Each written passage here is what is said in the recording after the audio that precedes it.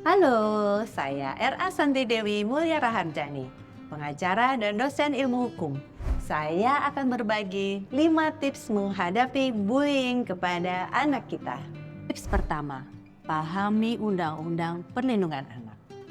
Undang-Undang Perlindungan Anak di Indonesia diatur dalam Undang-Undang Nomor 35 Tahun 2014 tentang perubahan atas Undang-Undang Nomor 32 Tahun 2002. Undang-undang ini mengatur berbagai hal terkait hak-hak anak dan kewajiban orang tua, masyarakat, dan negara dalam menjamin terpenuhinya hak-hak anak tersebut. Beberapa poin penting yang diatur dalam undang-undang ini antara lain hak anak atas kelangsungan hidup, tumbuh kembang, perlindungan dari tindak kekerasan dan diskriminasi, pendidikan, kesehatan, kesejahteraan, dan partisipasi. Undang-undang ini melindungi anak dari berbagai tindakan salah seperti pelecehan seksual, trafficking, eksploitasi ekonomi dan sosial, serta perlakuan salah lainnya. Undang-undang ini mewajibkan negara, pemerintah, masyarakat, keluarga, dan orang tua untuk memberikan perlindungan dan menjamin terpenuhinya hak-hak anak. Pelanggaran terhadap undang-undang ini dapat dikenai sanksi hukum pidana, perdata, dan administratif. Dengan demikian, undang-undang ini bertujuan untuk melindungi kepentingan terbaik bagi anak Indonesia. Tips kedua, kenali jenis-jenis bullying atau perundungan. Bullying atau perundungan secara lisan adalah jenis bullying yang melibatkan penggunaan kata-kata atau bahasa yang merendahkan, melecehkan, atau menyakiti perasaan seseorang. Contohnya termasuk ejekan, umpatan, gosip jahat, ancaman verbal, atau penghinaan. Bullying dengan kekerasan fisik melibatkan penggunaan tindakan fisik yang menyakiti atau merugikan seseorang. Ini bisa termasuk pukulan, tendangan, dorongan, pemukulan, atau tindak kekerasan fisik lainnya. Bullying dengan silent treatment adalah taktik di mana pelaku memutuskan komunikasi atau mengabaikan seseorang secara sengaja. Mereka tidak akan berbicara atau berinteraksi dengan korban, seringkali untuk waktu yang lama. Tujuannya adalah membuat korban terisolasi secara sosial. Saat ini sayangnya silent treatment menjadi tren di kalangan anak-anak. Tips ketiga, lapor kasus bullying atau perundungan kepada sekolah. Menurut pasal 54 Undang-Undang Nomor 35 Tahun 2014 tentang Perlindungan Anak, anak yang menjadi korban atau pelaku kekerasan, salah satunya bully, wajib dilaporkan kepada orang tua, wali, atau pihak berwenang di sekolahnya oleh pihak yang mengetahui.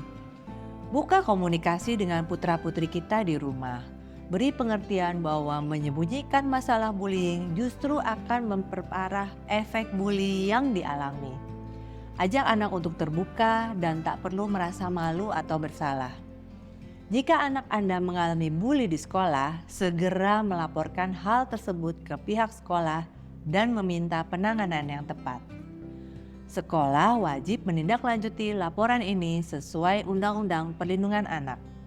Sekolah dapat memberlakukan peraturan dan kode etik yang tegas terkait bullying.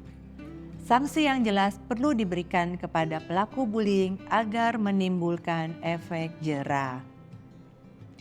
Pihak sekolah juga perlu memastikan tidak ada toleransi terhadap perilaku bullying. Tips keempat, pahami efek bullying atau perundungan pada anak.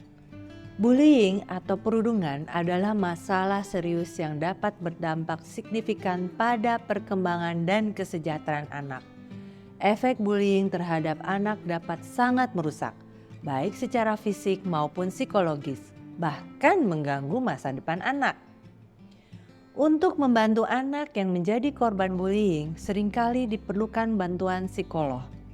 Hasil dari psikolog forensik adalah evaluasi psikologis anak untuk menentukan dampak yang telah dialami dan memberikan rekomendasi yang sesuai. Hasil evaluasi ini dapat digunakan dalam proses hukum atau tindakan lain yang diperlukan untuk melindungi hak dan kesejahteraan anak. Membawa anak ke psikolog dan membuat laporan psikologi forensik adalah langkah penting dalam memahami dan mengatasi efek bullying. Perlindungan hukum juga harus ditegakkan untuk memastikan bahwa anak-anak dilindungi dari kekerasan dan bullying di lingkungan mereka. Tips kelima, cara melaporkan ke polisi. Kekerasan terhadap anak adalah pelanggaran serius terhadap hak anak dan tidak boleh diabaikan.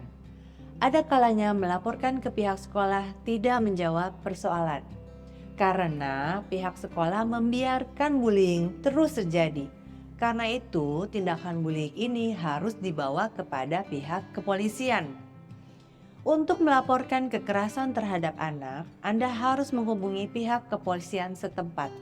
Selalu mencoba untuk mendokumentasikan insiden-insiden bullying yang terjadi. Ini bisa berupa foto, video, atau catatan tertulis yang mencatat tanggal, waktu, tempat, dan deskripsi kejadian. Bukti visual dapat sangat membantu dalam membuktikan kasus.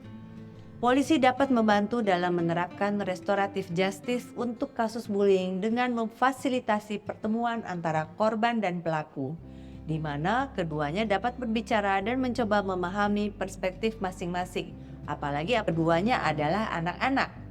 Selama pertemuan ini, polisi dapat mengawasi agar berdiskusi berjalan dengan aman dan sesuai, dan mereka juga dapat membantu dalam mencapai kesepakatan atau tindakan perbaikan yang dapat membantu mengembalikan rasa keadilan dan rekonsiliasi antara korban dan pelaku. Yuk, sharing pengalaman kamu di bagian komentar. Jangan lupa subscribe YouTube dan follow saya di Instagram dan TikTok.